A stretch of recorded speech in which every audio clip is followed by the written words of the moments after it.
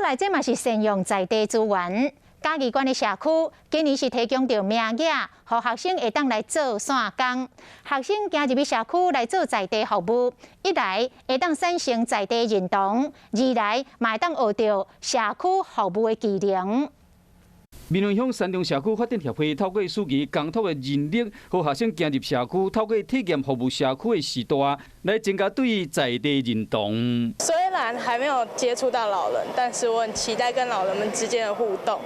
因为之前都有跟老人互动过，然后我也很开心的参加很多志工。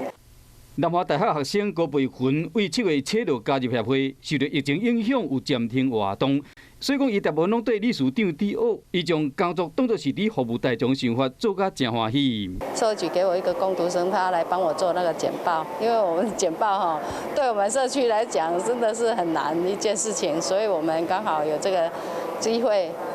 工读生来帮我做简报，让我简报可以顺利的完成。以前学到高培群的工作表现真热心，佮真拍拼、真认真。所来，伊要佮拜高培群为师，该学要安怎做干部。高培群嘛，记来讲，伫疫情解封后，因甲这老大人有更较侪活动，为社区来服务。